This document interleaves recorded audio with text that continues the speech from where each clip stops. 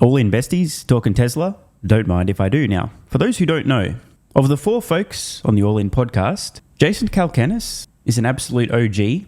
Put down a deposit for an original Model S back in the day, expecting to lose his money just to help out his friend Elon. Believed in the mission, believed in the company.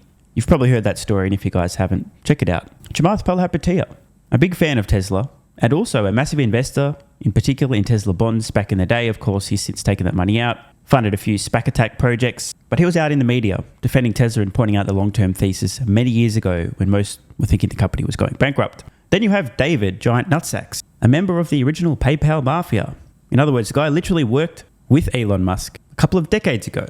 Now, the reason I mention this is just to share the fact that these guys in general have a pretty good understanding of not only Tesla, but Elon Musk. They've been there. They've done that. They've seen inside, not just Tesla, the company, but also Elon Musk. So as opposed to, say, an automotive analyst discussing Tesla, they may have some insights and a little bit more credibility, in my opinion. Up next, Tesla earnings. Elon's master plan part 2 is going, well, as planned. Again, this was voted up by our panel here in our group chat. Last time we covered Tesla was episode 164, early February, after a Delaware judge voided Elon's pay package. Since then, Tesla has made some giant moves. They launched FSD 12. I've been using it. It's pretty great. Also, they cut the price of FSD by 1/3 from $12K to $8K. I think you can also get it for $100 a month. And they announced a 10% RIF, going to cut 14,000 employees. Always painful to do that. They're looking to reincorporate in Texas, leaving Delaware for obvious reasons. Earlier this week, Tesla shares were down more than 40% year to date, mostly due to a decrease in demand for EVs. Market caps dropped from $750 billion to $460 billion. Shares jumped 12% when they reported Q1 earnings on Tuesday. Investors got excited after Elon announced that Tesla's new line of models could start production at the end of the year or maybe even early 2025. He shared some thoughts on the Robotaxi or Cyber Cab, which he talked about maybe 5 or 6 years ago, and he has had in the master plan for a long time. Chamath, you made some great calls on Tesla and made some great trades there back in the day. Your thoughts on Tesla in 2024? Sharps love it. This is another one, Sharps versus the Squares. Why did the Sharps love it? Why did it go up and everybody was so confused? And I think the answer is that he's actually executing exactly to plan. And so if you're investing in a stock, what you really want is a CEO to kind of stick to a plan that is well known. So we don't have to actually guess what the plan is because he puts it out on the website. Look at the master plan part. So I have to stop here because exactly, bro. I mean, holy fuck, dude. How many times have I brought up this master plan? There was a 2006 master plan, trollingly titled Secret Master Plan. And a follow-up in 2016. The first plan was all about vehicles, lower prices, better quality, sell more. The next plan, essentially related to autonomy. In the last couple of days after investors went fucking berserk following Tesla's earnings call, in which Tesla literally said, just to remind you, dumb fucks, we are still doing what we said we were going to do all the way back in 2006. Oh, and also, we're still doing what we said we're going to do back in 2016 as well. Stock goes crazy. Why? Because Tesla reminded everybody that they're still doing what they said they were going to do, you dumb motherfuckers. So it's hilarious that this is being brought up right now by the all-in besties because they're doing what they said they were going to do. And if Tesla does what they said they're going to do and reminds everyone they're still doing what they said they're going to do, investors should not be surprised yet. Often are. Duh. And if you start reading down, everything that he said he's going to do starting in 2016 is basically what it is. So let's take the first part, right? What did he say in the first part? He said, hey, listen, guys, this is 2016. We're going to build a Model 3. We're going to build a compact SUV, the Model Y. We're going to build a new kind of pickup truck. Okay, check, check, and check. Then he said, oh, by the way, we're also probably going to have to do a heavy duty truck and a high passenger density urban transport vehicle. So that's the Robotaxi thing that he's going to announce in August. Okay, check and check. And then he talks about the software and the investment in FSD and trying to get to a place where, you can just have a much higher probability that it will save you from an accident and it'll keep you safe when you're driving your car, which will be a large driver of why people want to buy the cars themselves. And you can see like these FSD models. So if you're a smart capital allocator, what you actually saw was a dislocated stock price. Some key words there in Chamath's comments. First key word being if, and another important phrase there, if you are a keywords smart capital allocator. He goes on to say you saw a disconnect. By the way, it just so happens that even dumb capital allocators, such as myself, happen to see a disconnect. What you saw was a plan that, by and large, he's been executing on at a strategic level. Underneath, there's the vicissitudes. What are the vicissitudes? Sometimes you overhire, you need to trim some fat. Sometimes you overspend on CapEx. Now, he spent about $1 billion of CapEx this quarter on AI infrastructure, so H100s for training. But the market saw through it because that was a reasonable amount of money to spend on training for FSD, right? So you can start to see the tale of these two reactions. The sharps looked at the capital allocation and said, okay, you missed by $2.5 billion this quarter, but that's going to create a buying opportunity because we think it's roughly mispriced. And we think it's mispriced because going back to this plan from 2016, this is all the things that we've been underwriting from $40 billion of market cap to 750, and now we're getting a 40% discount to buy back in. So I think it's a really interesting moment to just contrast and compare what sharps look at and then what the media breathlessly exaggerates. And I think what they wanted was to lionize the Meta earnings story, but the sharps rejected it. And they wanted to dump on Elon, and the sharps rejected that in size in both cases. And it's just a reminder to all of us, be very careful what you're reading. Because if you just took the headlines, you would have expected the two reactions to be exactly opposite. But when you vote with money, it's very clear and unambiguous because you actually move in the direction of accuracy. And that's what the stock market allows you to see. And I think this is a really interesting contrast and compare of sharps versus squares here. Yeah. Just well recapped. For those who don't know, sharps in gambling are people like Haralabab, friend of the pod, who are just the sharpest bettors in gambling. Vicissitude, that's an unpleasant change in circumstances for those of you who don't know the word. Sachs, I don't know if you want to comment. I mean, you and I are biased in this with the relationship with Elon. Any thoughts on Chamath's take? Well, I'm not going to comment on the stock per se. I mean, Tesla's products are amazing. They seem to be really executing well there. And I think that Elon foreshadowed on that earnings call what's coming in the future. I'm personally really curious about the Optimus robot. I mean, that has the potential to create an entirely new market and bring about something that we've only seen in science fiction. So to me, that's very interesting. I think in terms of the company's problems, I think they're mostly dealing with some macro forces. So first... Wait. Oh my God. Trigger alert. Uh-oh. Make sure you have a clean pair of panties. I think that David Sachs might be about to explain that, believe it or not, sky-high interest rates may in fact have an impact on short-term affordability and sentiment relating to large purchases such as the second largest anyone ever makes, the first being a home, vehicles. And also it may in fact be about to point out the fact that the entire automotive market itself is highly cyclical, as opposed to everything being Elon's fault because Elon bad and that's what... So yeah, trigger alert, watch out. I think he might be able to say some true things that are based on reason as opposed to emotions. So brace for impact. First of all, the GDP growth rate has slowed to 1.6% in Q1. So this just came out. And that was a notable slowdown relative to expectations. So first of all, you're dealing with a slowing economy, it seems like. Second, high interest rates mean that car payments are higher. If you want to finance the purchase of a car, your car payments is going to be a lot higher when interest rates are above 5%. And I think... Well, I warned you guys, trigger alert. I mean, I told you it was coming, and David has just poured a giant cup of sand into the vaginas of many money managers with butthurt clients who are screaming from the rooftops that Elon bad and everything's Elon's fault. And I don't want to be that guy, but I'm going to be that guy. It is actually extremely important to understand the impact of interest rates, right? And it's not just the direct impact of some people who previously could afford an automotive loan no longer being able to qualify for that loan, but there's a second order effect of people going, oh shit, that payment's more than it would have. That's a lot. Maybe I'll wait. Can't afford. And then there's a third consequence of people going, oh shit, rates, the economy, my mortgage. I'll just wait. We are seeing weakness in terms of sales across the board. And I do want to stress that at some point in the future, when interest rates come back down toward reality, the consumers who intended on purchasing or leasing a vehicle but decided not to because there was economic uncertainty, they're unsure, those consumers who delayed their purchase will follow through on their purchase. The demand has not disappeared. The purchasing decision has simply been pushed into the future. It's like a dam wall building up. When that wall comes down, I personally believe there is going to be a flood, a tsunami of consumers who pushed off their purchasing decision. And remember, we're literally at the point in time now But day after day, more and more consumers are learning the benefits and perks of an electric vehicle and deciding my next vehicle will be an electric vehicle.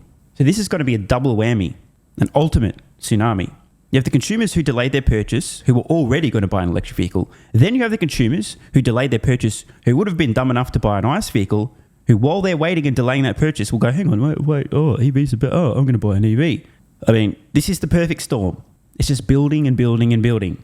And I don't think most people see it coming. That has been a pretty big headwind for Tesla and really all the car companies over the last year or so. But I would say that I think both of those things are ultimately cyclical, and what matters is Tesla's products. I would say well, look, he used the dirty word cyclical, which also, again, is accurate.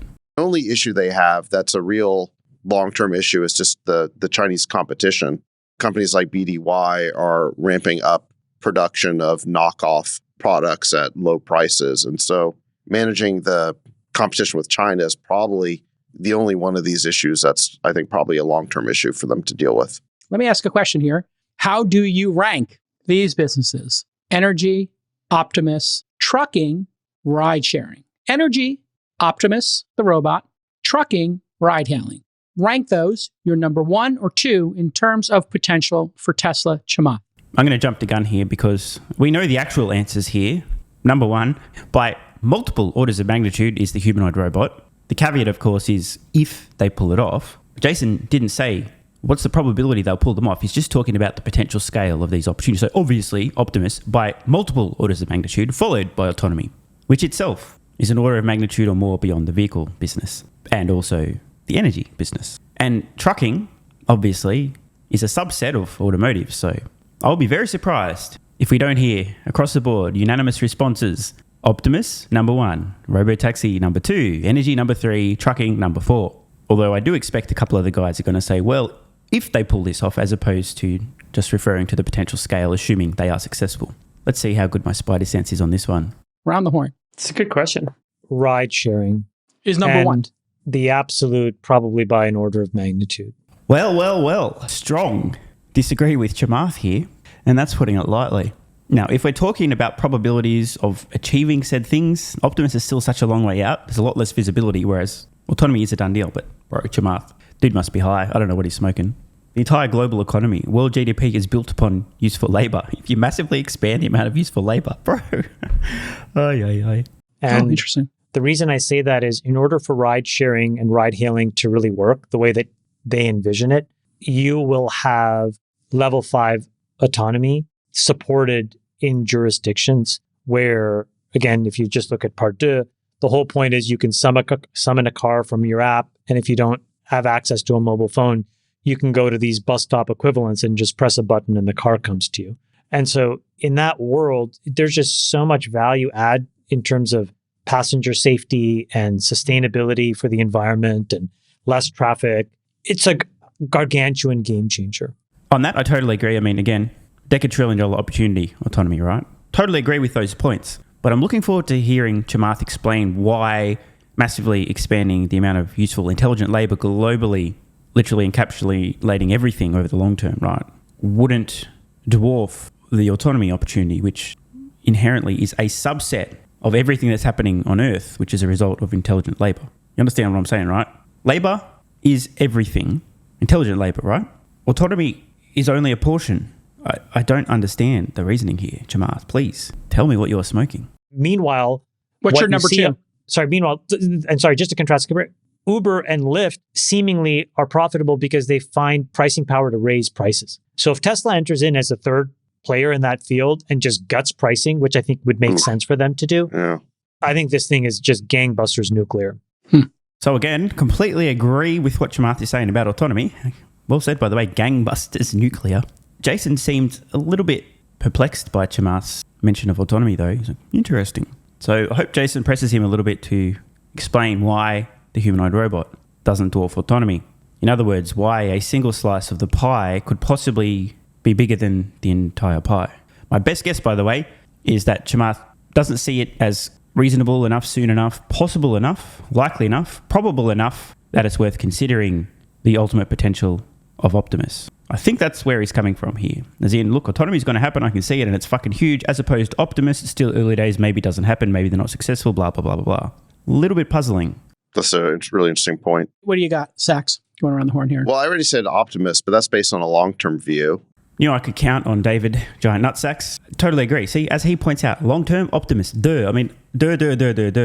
We are definitely in agreement on this. I really do hope they come back to press Chamath on why not Optimus, though.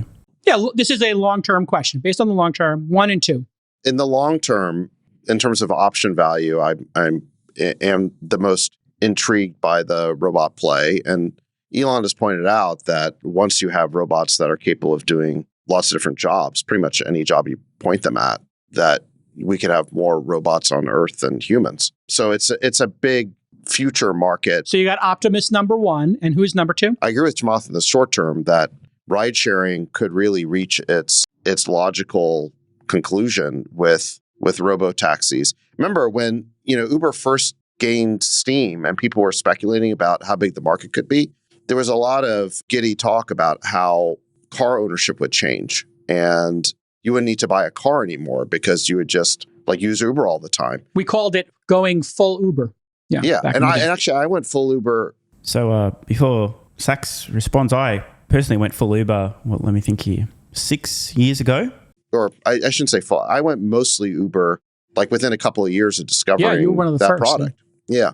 So I thought the potential was there, but the problem is it was just too expensive. I mean, Uber is still quite expensive. And the most expensive piece of it is the human driving the car. It's all that labor cost. So if you're able to charge for the ride purely based on fractionalizing the CapEx, and that CapEx isn't even that high because they're making these robotaxis pretty cheaply now. And you're able to get so much more utilization out of a car. Exactly. Right? Because, how many hours a day do you drive your own car? An hour, maybe? Less. But a robotaxi... 90%, I think, is the number on average that they're not used. Freeberg, who's your 1 and 2? I think the Optimus has the highest alpha, but the highest beta. There we go. Friedberg on the Optimus train as well. Obviously, he's going to point out the risk and the uncertainty in getting there, but in terms of potential, which was what Jason was asking about, can't wait to hear Chamath explain why he doesn't have Optimus number 1. Beta, so, more upside than anything else, just unclear how you get there, what the path is and the capital requirements. And I think there's going to be a lot of commoditization in this space. But the ride sharing is built in, it's low beta and significant alpha. So you're 1 and 2 Optimus rideshare. Yeah, Optimus rideshare. Chamath, what was your number 2 again? Just so I can recap here. I would actually probably pick energy. And why would you pick energy as your number 2 after ride hailing?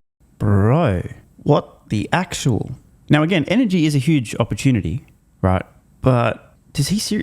That means he's got a humanoid robot at either number 3 or number 4. I think it's a pretty obvious disruption So today in America, if you look at the energy infrastructure, the utilities keep raising rates. And they keep raising rates independent of what it costs to generate energy. There are 1,700 utilities in America.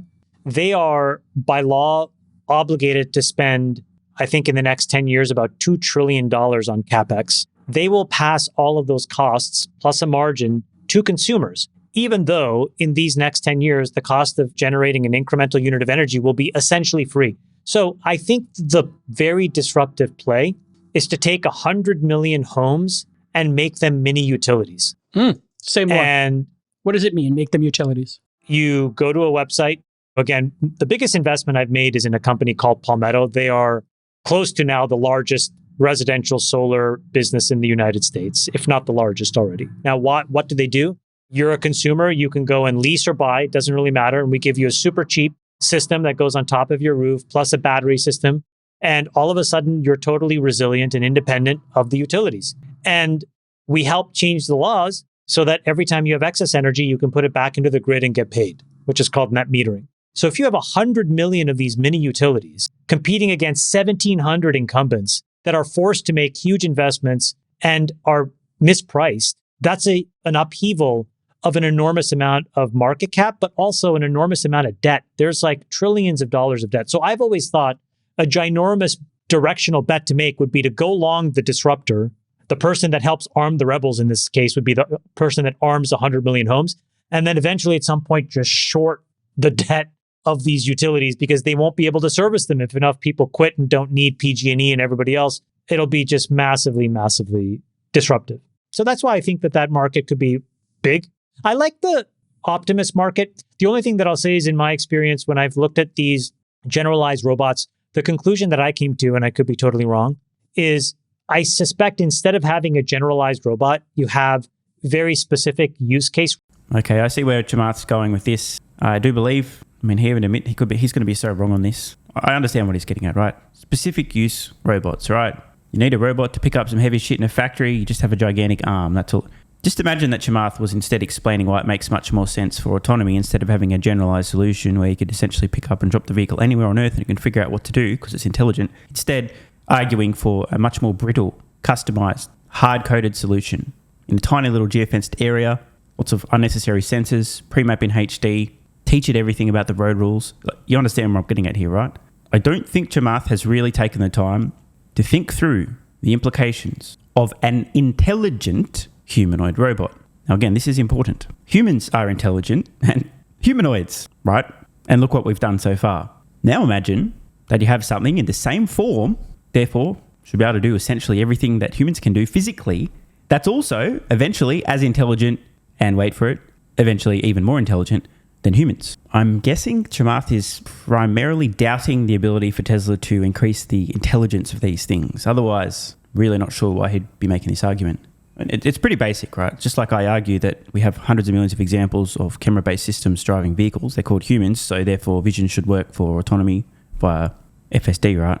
The same is true of a humanoid form, a robot, that becomes increasingly intelligent over time. Robots that look differently. So for example, there's an example, Nick, you can throw a picture, but there's something called intuitive surgical, which is essentially a robot that operates on you. And if you look at that, it doesn't look anything like what you would think a robot would look like. Just looks like a ginormous machine. And so I suspect that there will be people that become experts in these vertical use cases, and that will limit the TAM for a generalized approach. I could be totally wrong, but that's sort of why I ranked them the way I ranked them. Pretty confident Chamath is going to be totally wrong now. I do understand his point. In fact, spoiler alert, I actually was an investor in Intuitive Surgical many years ago. Did quite well on that too. They produced some great products to assist surgeons. However, it's such a tiny niche. It's certainly possible that Optimus humanoid robots don't replace the surgical robots. But as a percent of all labour on Earth, this is the tiniest fraction of a sliver, of a speck. I think Chamath may be missing the forest for the trees here. Of course, there are going to be situations in which highly specialised equipment, machines and robots will be used. But what about all the situations today in which a human does the labour, which is almost every single job? Those are the jobs, the tasks in the crosshairs of a generalised intelligent humanoid robot. Never mind the new tasks, new uses, new jobs that will manifest with the advent of an infinite, extremely affordable, intelligent humanoid labour in the form of robots. To his credit, though, at least Chamath has repeatedly said he could be completely wrong. But I'm pretty convinced that robotaxis are number one, and then this energy thing that upends these 1,700 utilities in America is number two. All right, J. Cal, you are the third investor in Uber. Are you worried about your investment? I knew this was coming. By the way, I'm not sure if Jason can answer this question, but obviously, yeah, Uber's fucked. The look on Sachs's face. He's such a troll. Seriously though, Uber's fucked. The biggest cost is the driver. When you remove the biggest cost, e.g. autonomous vehicles, you can't be cost competitive. And if you're not cost competitive, you're out of business. End. As I understand it, you still haven't sold, have you? I've sold slightly more than the majority of my holdings over the years, 2 private transactions, and then I held everything post going public. And I'm still long Uber. I give number 1 to Optimus by far and away. Well, there we go. 3/4 of them seem to get it. Not bad. Note, Jason also said far and away. And by the way, is he question dodging right now? Sachs is basically like, are you worried about your investment in Uber? Blah, blah, blah. Jason's like, I sold some. I'm still holding some. I like Optimus. Hey, look over there. I'm not going to finish answering that question. Because I think the build of materials on Optimus could be 10K or less. I looked at some of these other startups that are in the space, and I've been studying it a little bit just out of curiosity. And so at a 10K bomb, I think they could rent you one of these for $300 a month or something like that, a subscription. I think every human on planet Earth eventually will have a robot.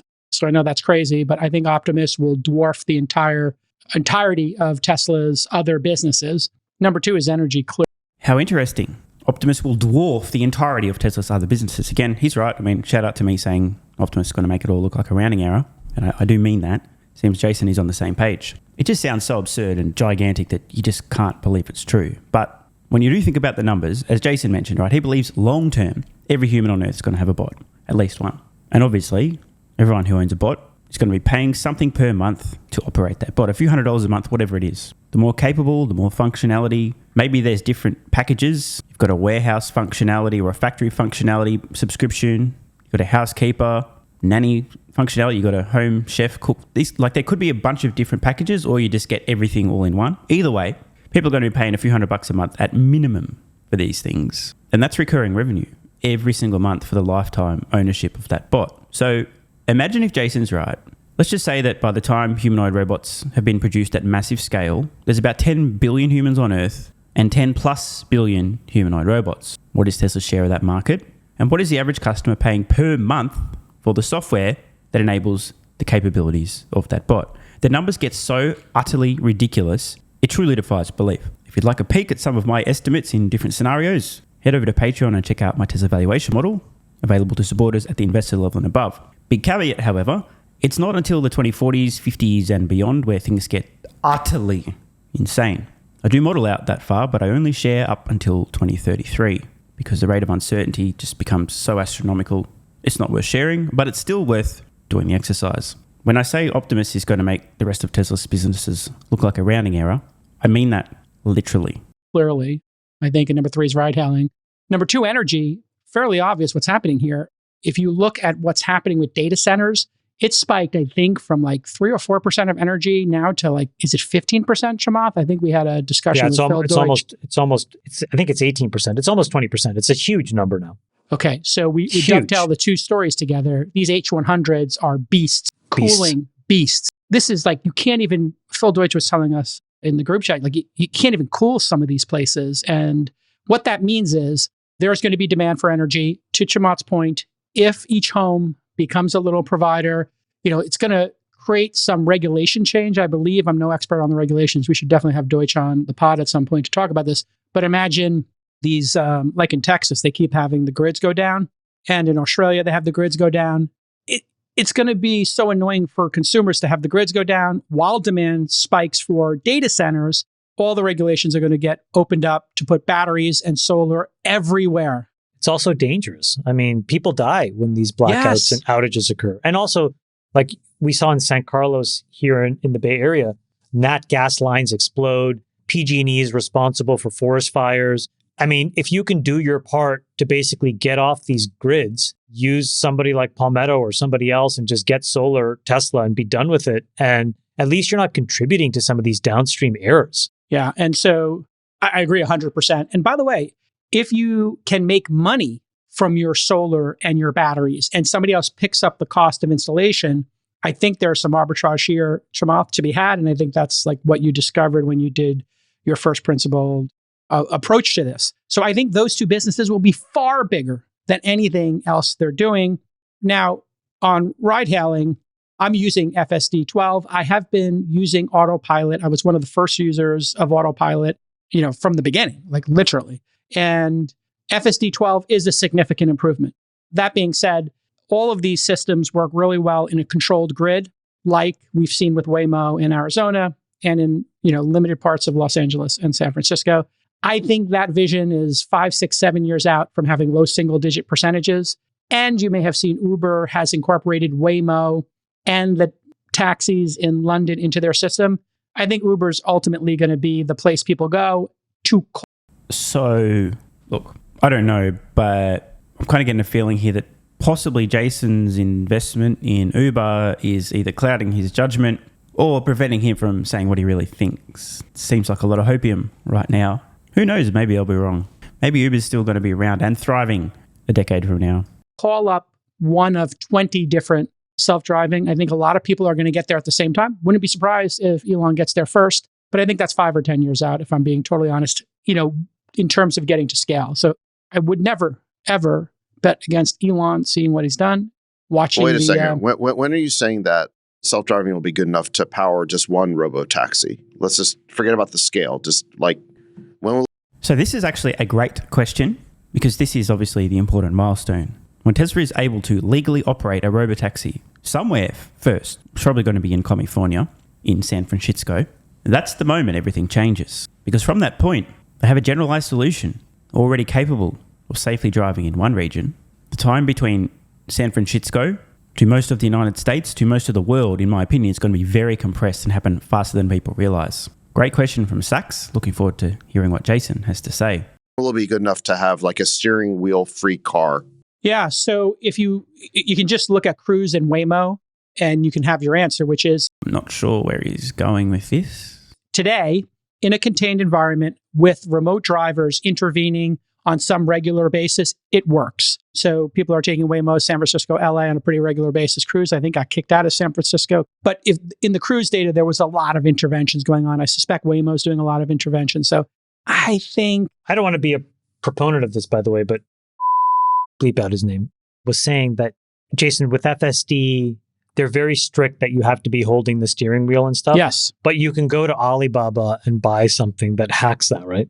It's a weight. A lot of I'm people not are doing promoting that. this. I'm not promoting this. No. I'm not promoting this. I'm just saying that it does So anyway, exist. to answer your question, Sachs, I think today, or let's just say by the end of this year, an FSD-12 could be operating in a constrained space just like Waymo is. Now, to get it to all regions, back roads, weather, there's a lot of edge cases here. So I think the more important question is, when can automated be 5% of rides or 10% of rides? And I think that's 5 or 10 years from now. I do think a couple of people will reach that moment at the same time. Well, let me show you a video. This is one of my coworkers at Kraft took this. This wasn't me, but he was riding in the back of one of these robotaxis. I think this is San Francisco or New York. I'm not sure which one. Mm-hmm. But there is no one in the driver's seat. Yeah, but there's a Jesus. safety driver watching this remote, I believe, which is what Cruise was doing. And then when they get to a point where they can't figure it out, the human comes in, intervenes. I don't see a safety driver. Where's the safety driver? No, it's a remote remote. safety driver. Remote. But I have to say, watching this video, that is the coolest bloody thing. I mean, Yeah. This is amazing. I'll be I honest. think it's I think it's underrated in terms Me of how too. significant this is going to be. Me too. Yeah. I And totally look, agree if with you. this is a Jaguar, look at that. It's a Jaguar. Yeah, So you're telling me that Tesla's not going to have something at least as good as this better. soon? Yeah, No, exactly. I think they have it already. If you drive FSD-12, I believe FSD-12 probably could be working today in San Francisco under a controlled grid with the remote drivers like the other people have. If somebody knows about this, by the way, can they send us information? I'm jason@calacanis.com for life. Just send me a picture. I'll keep it on the DL. I won't reveal sources of who these remote drivers are, what their setup looks like. I'm very curious to understand how the remote drivers work for Waymo and Cruise. Can they park the car? They can take the car with a joystick, is my understanding, and move it around a garbage can in the middle of the street, Jamal. Wow. And that might be the future of this. Like, let's say 10 or 15%. Let's say 10% of the time it needs an intervention. 1 an hour, 2 an hour. Having some remote person in Manila, wherever, watching 10 videos concurrently and looking for moments to do this. It's incredible. Cruise workers intervened to help the company's cars every 2.5 to 5 miles, according to a New York Times article. All right, and just if we score everybody's rating here, I give 2 points for first place, 1 point for second place. Optimus got 6 points, ride-hailing 4, energy 2, trucking 0. There you have it, folks. There's your scores from the besties. What is Waymo? What is that? Is that like Uber? That's and Lyft? Google self-driving. They spun it out. But what is it? Is it like a LiDAR, service? $150,000 cars. And, But it competes with Cruise? yeah, they're doing what Cruise did. It was the original self-driving car company that Google Yeah. set up, and then they set up Google X around it. And Just explain to me the market, guys. I'm not sure I get it. So there's Waymo and it's Cruise. Uber. Yeah. But there's Waymo and Cruise, which are like, there's no drivers. And then there's Uber and Lyft, where there are drivers. Yeah. That's the basic, right? Is that? Yeah. That's right? Yeah. It's okay. And there's also Aurora. I don't know if Uber owns a percentage of that or not, but I think you know about Aurora. Aurora was set up by Chris Urmson. He was the original engineering lead on Waymo inside of Google. When they did a management changeover, there was a big falling out. A lot of people ended up leaving the Waymo program. Chris left, took a bunch of people with him, and started Aurora, which was basically software to do autonomous driving that they were then going to license into OEMs. So that company got backed by a bunch of VCs and ended up going public via SPAC, and it's publicly traded today. Ah, I see. Yeah. Uber owns 26% of Aurora, or actually now it's down to 20%. There's also Zoox. They made an investment in it Yeah. There's also Zoox, which is part of Amazon. So I think there's about 10 people who are going to get to the finish line at the same time. I think it's going to be a very crowded space. But again, some of these guys are trying to make software for OEMs so that the OEMs don't have to build their own autonomous platform. Mm-hmm. And some of them are trying to make a driving service like Waymo. And then some of them are like Tesla has a driving car. They actually sell cars. So different models. Yeah. So they're all going to converge. Yeah. I actually disagree that there's going to be 20 or 30 of these because... What do you fucking know? David Sachs saying things that I completely agree with. Again, I'm not even going to explain why I agree because he's about to explain what I already believe. So I actually think that self-driving is really, really hard.